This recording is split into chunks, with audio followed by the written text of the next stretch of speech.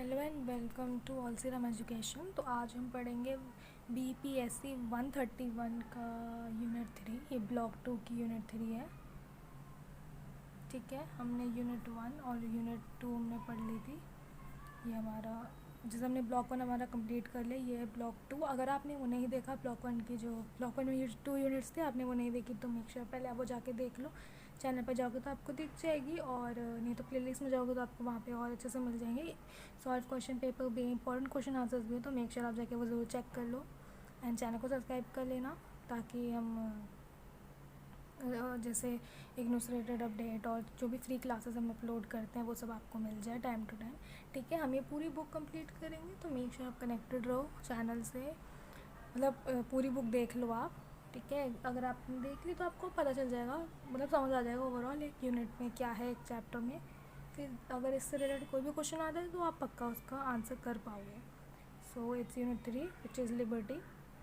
Liberty मतलब freedom ही होता है, उसको ही कहते हैं, मतलब आज़ादी, कुछ भी करने की, कुछ भी मन से जगह जाने की या करने की। ठीक है, तो हम इसे पढ़ते हैं। Liberty is consider a core concept and a fundamental democratic value in modern political and social theory. ठीक है, लिबर्टी मतलब एक कंसिडर करते हैं कोर कॉन्सेप्ट, मतलब एक नींव का कॉन्सेप्ट है ये चीज़ बहुत मेन है। ऑब्वियसली लिबर्टी सबको चाहिए, और ये बहुत ही वैल्यू है डेमोक्रेटिक।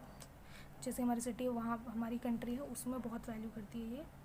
ठीक है, वही उस बारे में पूरा लिखा है। The notion of liberty emerged in the context of the formation of modern civil society and political authority.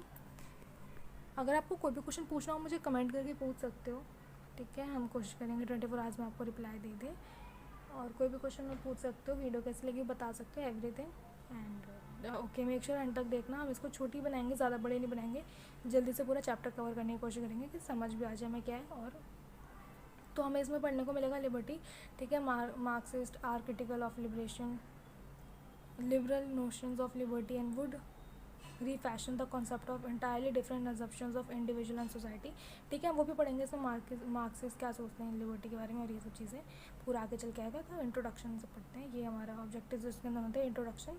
The idea of liberty as a core principle of liberal thought is most commonly understood as absence of restraints the nose. ठीक है, the notion of liberty emerged in the context of establishment of new socio-economic and political relationships in a modern Europe. At the basis of the notion was the idea of a rational individual capable of taking reasoned decisions.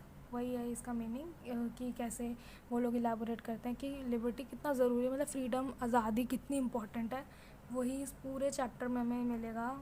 ऐसे उसी चीज़ को बढ़ा चढ़ा के बताएंगे कि कैसे liberty बहुत ही इनके लिए कोर प्रिंसिपल और कितना कोर कॉन्सेप्ट है, मतलब एक इम्पॉर्टेंट क्रूशियल एक नींव है वो लिबर्टी, वो होना बहुत ज़रूरी है। तो हम इसको थोड़ा पढ़ लेते हैं। लास्ट यहाँ पे कुछ नेम्स है, हम ये पढ़ लेते हैं। The theories of social contract put forward bye philosophers like, ये जो थ्योरी है इसकी अबाउट लिबर्टी एंड ऑल, ये किन फिलोसफर्स के थ्रू फॉरवर्ड करी गई है, फॉरवर्ड मतलब आगे बढ़ाई गई है किन फिलोसफर्स के थ्रू, ये आपको याद रख लेना। आप इसको जब अपने क्वेश्चन, अगर इसका क्वेश्चन आएगा तो आप ये नेम, एक भी नेम मेंशन कर दोगे ना, और एग्जामिनर ने पढ़ लिया तो उसको पता चल जाएगा हाँ आपको आंसर आता है। ठीक है, तो हम याद कर लेंगे, जैसे कि हॉबिस और लोकी हमने पिछले चैप्टर में पढ़ा था। ठीक है, वो उसमें भी सोशल, उसके भी वो बहुत वो हैं क्या, पॉलिटिकल थ्योरी के। हमने पिछले, आपने नहीं देखा होगा तो वीडियो में जाके देख लेना, इससे प्रीवियस वीडियो। ठीक है, हॉब्स और Locke and the Rousseau put for the idea of liberty, उन्होंने ये लिबर्टी का जो आइडिया है इसको आगे फॉरवर्ड करके गए, मतलब उसको आगे बढ़ाया। ठीक है, इन तीनों ने, आप लोकी तो हमने आगे भी पढ़ा था तो आपको याद रहेगा, ये पीछे वाले उसमें बताएं, इनका नेम याद कर लो, काफ़ी जगह ये मेंशन है। At the same time they also propose the framework within which individual freedom was to unfold. इन्होंने ऐसा फ्रेमवर्क में, इन्होंने ऐसा चीज़ का को भी ऐसी चीज़ को भी बताने की कोशिश करी है कि एक इंडिविजुअल की फ्रीडम को, मतलब उसको उजागर करने की कोशिश करी कि हर इंडिविजुअल की फ्रीडम कितनी मैटर करती है। The meaning of liberty, liberty का मीनिंग इसमें, the as mention in the introduction, liberty means freedom. ठीक है, जैसे मैंने आपको फर्स्ट में बता दिया था, लिबर्टी मतलब फ्रीडम ही होता है, आज़ादी। वही यहाँ पे लिखा है जो मैंने आपको वीडियो स्टार्टिंग में ही बता दिए हैं, ठीक है। इस मीन्स फ्रीडम और एब्सेंस ऑफ रिस्ट्रेंट्स, जो चीज़ें हैं उन सबसे आज़ादी पाना, मतलब अपनी मर्ज़ी से कुछ भी करना, कहीं भी जाना। A person may be considered free or at liberty to do something when his or her actions and choices are not hindered or constrained by those of another, ठीक है। हमें आज़ादी कब मिलती है किसी को भी, हिज और मतलब कोई लड़की या लड़के को तब मिलती है कि वो जो चॉइसेस करता है उसके उस पर कोई और अपना मतलब उसको हिंड्रेंस, मतलब उसमें कोई अपनी दखल अंदाजी ना करे, ठीक है। कि मतलब अगर मैं वो डिसीजन लेती हूँ, अगर आप आज ये वीडियो देखने का डिसीजन ले रहे हो तो इसमें कोई और, ये आपको फ्रीडम है, आपको लिबर्टी है, ठीक है। आपको कोई रोक नहीं रहा ये करने से। लेकिन जब आप फ़ोन चलाते हो आपको लिबर्टी नहीं होती जब आपके पेरेंट्स आपको रोकते हैं, ओके। लेकिन आप पढ़ाई के लिए चलाओगे तो आपको लिबर्टी है, उसमें उसमें फ्रीडम है, उसमें आपको कोई नहीं रोकता। दैट इज़, आप सबको पता है आज़ादी क्या है। तो उसी बारे में कहते हैं व्हेन हिंड्रेंस कंसर्न। हाँ, it is important to understand that, हाँ, 4th लाइन में हम आप भी अपनी बुक में से पढ़ सकते हो, नोट डाउन कर सकते हो, हाईलाइट कर सकते हो, इसको लिख भी लो तो याद रहेगा, ठीक है। मेन टॉपिक है, बहुत सिंपल है, याद रखने वाली चीज़ें, कोई टफ नहीं है कि आज़ादी क्या है, यही सब जो हम अपनी मर्ज़ी से कुछ कर पाए। So it is important to understand that constraints refer to impediments imposed by political and other authorities, thus imprisonment, bondage or slavery, subjection to laws, etc. may be seen as a referring to conditions of unfreedom or absence of liberty, ठीक है। मतलब आपको से किसी चीज़ पे रोक लगाना, slavery और ये सब चीज़, स्लेवरी मतलब गुलामी, और ये कभी कभी ये एक ऐसा लगता है कि इसमें हमें आज़ादी नहीं है, ठीक है, वो फ्रीडम नहीं है, हमें जब लॉ के अंडर आना पड़ता है, कानून को मानना पड़ता है, तो उसमें हमारी आज़ादी नहीं है, ठीक है। वही बता रहे हैं। कभी कभी वो ऐसा फील होता है कि भाई आपको आज़ादी नहीं है, पर वो चीज़ें भी ज़रूरी हैं कुछ। उसी बारे में पूरा चैप्टर है कि कहाँ पे रिस्ट्रिक्शंस लगाने ज़रूरी है, क्योंकि हर जगह आज़ादी दे देंगे तो लोग फिर कुछ भी करने लग जाएंगे ना। तो वही उसी बारे में कि कितना आपको फ्रीडम मिले और किन चीज़ों पे रिस्ट्रिक्शंस होने चाहिए, रूल्स होने चाहिए, लॉज होने चाहिए, वही सब पढ़ेंगे पूरे उसमें। तो यहाँ पे the understanding of liberty as absence of restraints or absence of external constraints is generally described as negative. The negative nature of liberty appears in 2 different senses, ठीक है। नेगेटिव नेचर मतलब एक गलत वे में लिबर्टी, आज़ादी कैसे दिखती है, उसके 2 डिफरेंट सेंसेस है। फर्स्ट है, in the first law is seen as the main obstacle to freedom. Hobbes, for instance, describe freedom as the silence of the laws. Such a view sees freedom as a limited only by what others deliberately prevent individuals from doing, ठीक है। This means, वो बताते हैं उन्होंने, Hobbs ऐसा उनके according वो ऐसे डिस्क्राइब करते हैं कि freedom is like silence of laws, मतलब लॉ जहाँ कानून की चुप्पी होती है वहाँ पे, ठीक है। वहाँ पे जहाँ पे कुछ लिमिटेड लोग उस वो करते हैं, understanding limited only by what others deliberately prevent individuals from doing, ठीक है। उसमें लिमिटेशन लगाते हैं जो किसी को कि वो ना कर पाए।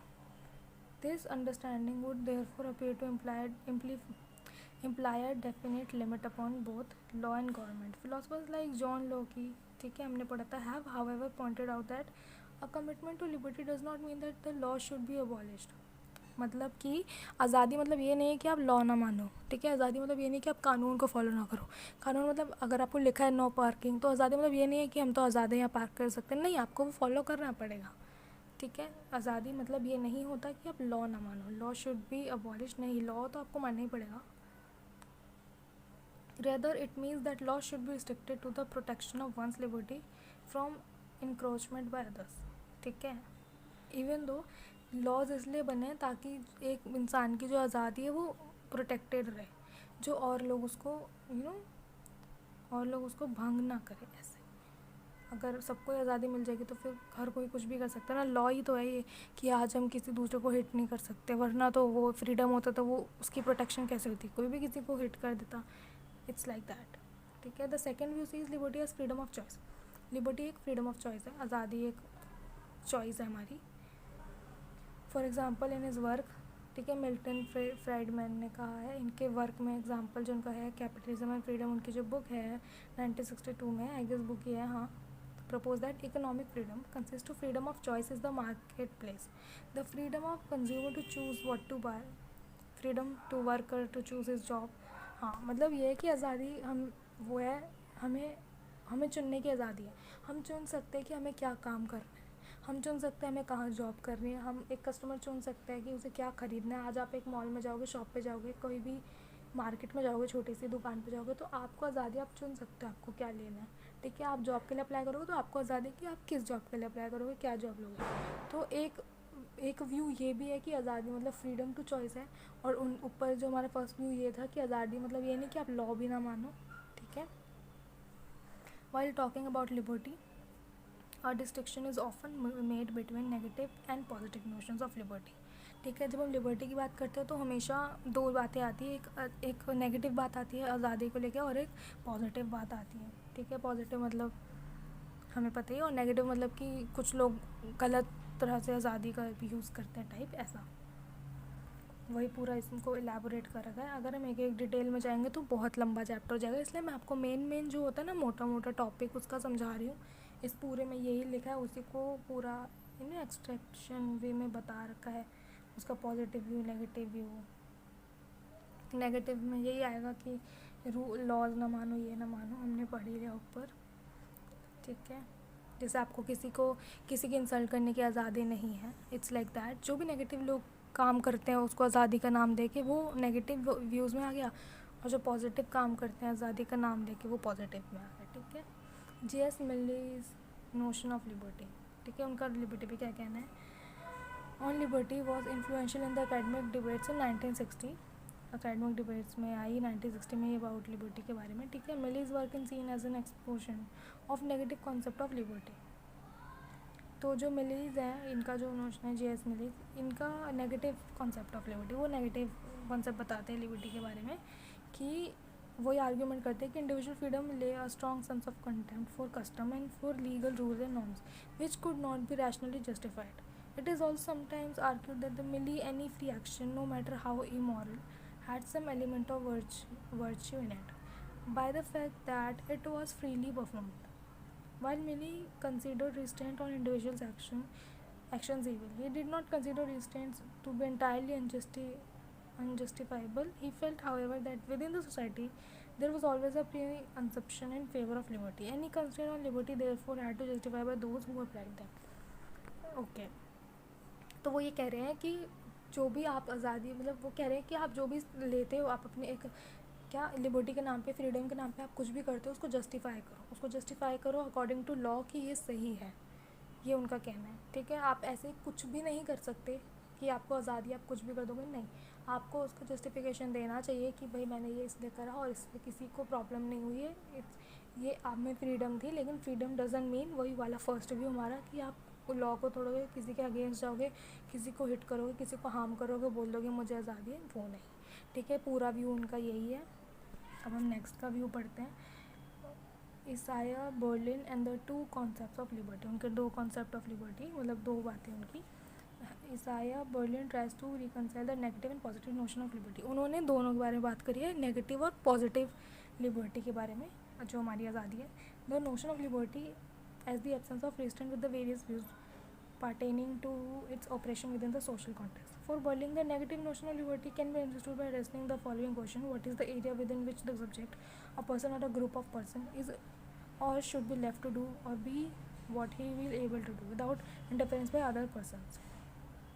ठीक है, नेगेटिव इनका वो ये है कि क्या एरिया हो सकता है, ऐसे क्या लिमिटेशंस है, क्या चीज़ डिफ़ाइन करती है कि ये हम कोई एक इंडिविजुअली काम कर सकता है, ठीक है, और उससे किसी दूसरे को हार्म नहीं पहुँचेगा, किसी दूसरे की इंटरफेरेंस नहीं है इसमें, उसके बिना वो अपना एक काम कर सकता है, उससे दूसरों को हार्म नहीं पहुँचेगा, ये लिमिटेशंस ये कौन बाउंड करता है। ठीक है, उनका नेगेटिव व्यू में। और पॉजिटिव उनका है, on the other hand the positive sense is concerned with the answer to the question what or who is the source of control or interference that can determine someone to do or be in this rather than that.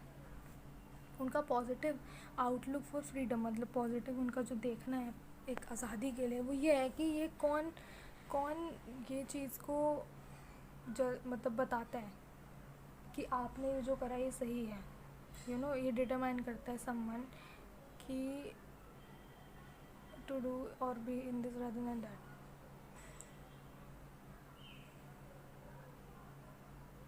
ये बताता है कि आपने जो करा ये सही है या गलत है। ठीक है, एक पॉजिटिव आउटलुक उनका ये है, liberty on the other hand does not interpret freedom as simply being left alone but as self mastery. The theory involves a special theory to the self. The personality is divided into a higher and lower self. The higher self is the source of an individual genuine and rational long-term goals, while the lower self caters to his irrational desires, which are short-lived and transient nature. तो उनका positive उसमें ये बताया कि एक इंसान के जो होता है इंडिविजुअल के हायर सेल्फ लोअर सेल्फ होती है। हायर सेल्फ उसको आज़ादी है अपने गोल्स को पाने की, वो सब करने की, या तो वो उस चीज़ में जाता है या तो फिर उसको जो उसकी लोअर सेल्फ है जो आजकल की दुनिया को देख के होती है। जैसे हम मान लो कुछ गलत करने, जैसे हमारे दोस्तों को देखते हैं वो कुछ गलत काम कर रहे हैं जो हमारे मॉम डैड कहते हैं हाँ गलत है, लेकिन हमें लगता है कि ठीक है हमारे दोस्त कर रहे तो हम भी कर लेते हैं।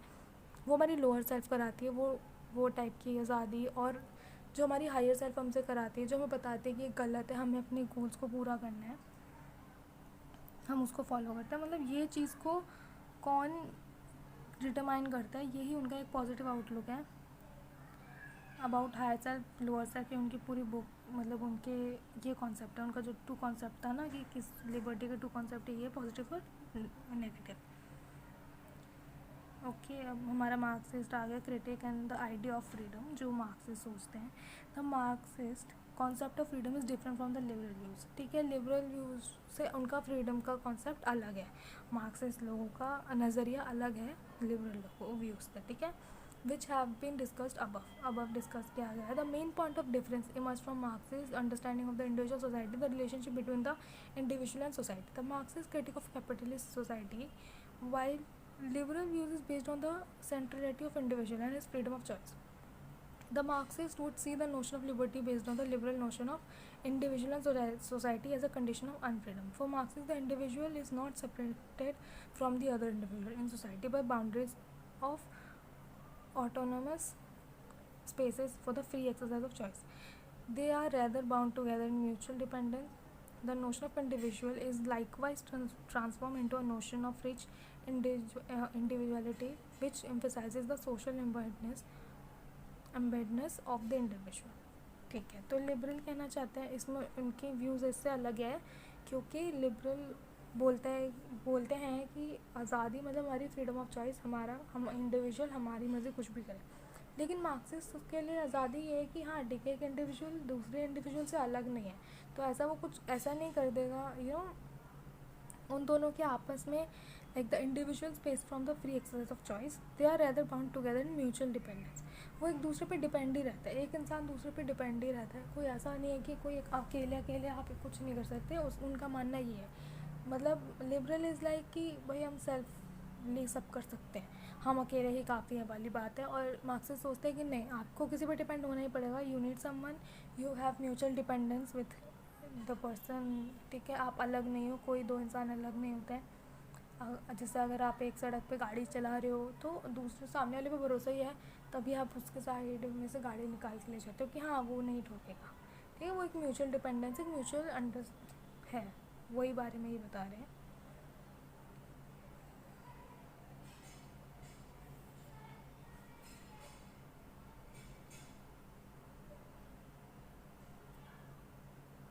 तो उसमें मार्क्सिस्ट कहते हैं, Marxists therefore freedom lies in the development of creative individuality and cannot be achieved in a capitalist society where individuals are separated by boundaries of self-interest and where they can only imagine themselves to be free when in reality they are bound by structure of exploitation. सही बात है, उनका कहना है कि एक इंसान पूरी तरह से फ्री नहीं हो सकता। मार्क्सिस्ट का कहना ये है, उनको लगता है कि वो आज़ाद है, लेकिन नहीं, वो कहीं ना कहीं बाउंडेड है स्ट्रक्चर से, सोसाइटी से, कहीं ना कहीं वो बंदा वही है। जैसे हम अपनी सोसाइटी से बाउंडेड ही है। अगर अब आज हम अपनी फैमिली के बीच में बैठे हैं तो हम बाउंडेड हैं, हम रिस्पेक्टफुली बैठेंगे, हम कुछ भी नहीं कर सकते। अपने दोस्तों के बीच में बैठे हैं तो फिर हम वहाँ पे हमें अलग अलग फ्रीडम है, वहाँ पे हम अलग चीज़ों से बाउंडेड है। अगर हम अपने पापा के साथ हैं तो हम थोड़े बाउंडेड तो हैं ना वो चीज़ से, ठीक है, हम वहाँ पे कुछ भी तो नहीं कर सकते, लेकिन वहीं अगर अपनी मम्मी के साथ हैं तो हम उतने बाउंडेड नहीं है। वही वाली बात है यहाँ पे, उसी को उस वे में समझाया हुआ है। मतलब जो मैंने आपको समझाया इसी एग्जांपल के थ्रू उन्होंने ऐसे समझा रखा है अबाउट आज़ादी के मल्टीपल कॉन्सेप्ट्स। ठीक है, वो ये पूरा इस बारे में। Other contemporary ideas of liberty, other contemporary ideas of liberty मतलब apart from Berlin whose work in perhaps the most significant among the contemporary work on liberty. ठीक है, बर्लिन का वर्क बहुत ही मोस्ट सिग्निफिकेंट मोस्ट इंपॉर्टेंट माना जाता है among contemporary works of liberty. तो आपको याद रखना है बाकी के कंटेम्प्रेरी वर्क जो है लिबर्टी आज़ादी के ऊपर, उसमें से जो बर्लिन है उनका काफ़ी सिग्निफिकेंट यानी कि काफ़ी इंपॉर्टेंट माना जाता है। There are other thinkers who have discussed the idea of liberty elaborating upon the ideas expressed by thinkers on both sides of ideologically divided. ठीक है, जैसे कि जो उन्होंने कहा मतलब इसमें कि हर थिंकर्स के साइड से उसको बता रखा है, एलाबोरेट कर रखा है कि एक थिंकर जैसे एक किसी की आइडियोलॉजी ये है कि भाई फ्रीडम मतलब फ्रीडम ऑफ चॉइस, फ्रीडम मतलब आप कुछ भी नहीं कर सकते, लॉ फॉलो करना पड़ेगा। किसी के लिए फ्रीडम ये है कि हाँ हाई हम बाउंडेड है, तो हर किसी के उसको एलाबोरेट करके बता रखा है in this contemporary ideas of liberty में। The freedom of exchange was an essential aspect of liberty. ठीक है, to promote this freedom Wrightman require the state to give up its concern for welfare and social security and devoted itself to maintaining law, order, protecting properly rights, implementing contracts, etc. For Friedman, not only was liberty essential for free and voluntary exchange among individuals, it was only within a capitalist society that this freedom could be achieved. Moreover, it was economic freedom that provided the an essential condition for political liberty. तो वो ये कहना चाहते हैं कि ऐसे rules बने, ऐसे इम्प्लीमेंट कॉन्ट्रैक्ट्स, ऐसी चीज़ें बने, ऐसे राइट्स बने कि इंडिविजुअल को आज़ादी मिले और हार्म भी ना पहुँचे। वही सबको कैसे वर्कआउट करनी है वो चीज़ों को, वही इन्होंने बताया, पूरा ग्रुप ने वही डिस्कस करा है। तब जाके हमें ये आज़ादी मिली है, जहाँ पे हम पूरी तरह से आज़ाद तो नहीं है, बाउंडेड है बहुत चीज़ों से, लेकिन एक अपने लेवल पे हमें आज़ादी है। आज हम बैठ के चूज़ कर सकते हैं हमें क्या देखना है, क्या खाना है, क्या पीना है, लेकिन दूसरी तरफ हम थोड़े बाउंडेड भी कि हर चीज़ नहीं कर सकते ताकि किसी और को हार्म ना हो।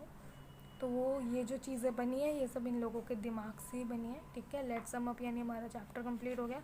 ईजी चैप्टर था बहुत, पूरा चैप्टर आज़ादी के ऊपर ही था और बहुत ही मैंने आपको इसको अच्छे वे में समझाने की कोशिश करी है। होप आपको अच्छा लगा हो, जैसा भी लगा मुझे कमेंट करके ज़रूर बताना। नेक्स्ट की हम इसकी फटाफट डेली वीडियोज़ आ जाती है, आप देख लेना। ठीक है, प्लेलिस्ट में जाके देखोगे आपको चैप्टर्स के आइडिया लग जाएंगे, आप देख लो, कोई ज़्यादा टाइम जाना नहीं है, सुनना है और आपको समझ आ जाएगा। फिर अब आपको इससे रिलेटेड कोई भी क्वेश्चन आएगा ना तो आपको दिमाग में आ जाएगा, हाँ ये था, जॉन लॉकी का नाम लिख सकते हैं, हॉबिस का नाम लिख सकते हैं, उनका पॉजिटिव नेगेटिव आउटलुक। ठीक है, कितनी चीज़ें आप सीख गए। तो don't forget to like and कोई भी क्वेश्चन हो मुझे कमेंट करके ज़रूर पूछ लेना। ठीक है, हम समाप्त कर लेते हैं। The idea of liberty is a core liberal thought which place the rational individual as it center and drawn boundary between the individual and his sphere of autonomy the state and society. वही बात है कि यहाँ पे individual की rights, उसके freedom का ध्यान रखा गया है, लेकिन सोसाइटी के अकॉर्डिंग ही, ताकि सोसाइटी और जो आसपास के लोग हैं उनको भी हर्ट ना हो, उसी हिसाब से रूल बनाया गया। वही लिबर्टी है, वही पूरा इसमें लिखा है कैसे उनका नेगेटिव पॉजिटिव व्यू है। जेसमिल और Isaiah Berlin attempt to reconcile the two notions. Marxist felt that freedom could not be experience in a capitalist society. उन्हें लगता है ऐसे बाउंडेड कैपिटलिस्ट सोसाइटी में आप फ्रीडम एक्सपीरियंस नहीं कर सकते क्योंकि आप वहाँ पे ऑलरेडी बाउंडेड है। वही सब जो हम ऊपर तक पढ़ के हैं। ठीक है, बहुत ईजी था। हम नेक्स्ट वीडियो में मिलते हैं। नेक्स्ट हमारा चैप्टर हो जाएगा इक्वालिटी। ठीक है, आज़ादी, उसके बाद हमारी इक्वालिटी आएगा उसमें, तो वो भी काफ़ी इंटरेस्टिंग होने वाला है और भी अच्छे वे में पढ़ेंगे। ठीक है, इसके इंपॉर्टेंट क्वेश्चन आंसर्स मैं आपको ला दूँगी, सॉल्व क्वेश्चन पेपर भी ले आऊँगी। Stay tuned, thanks for watching.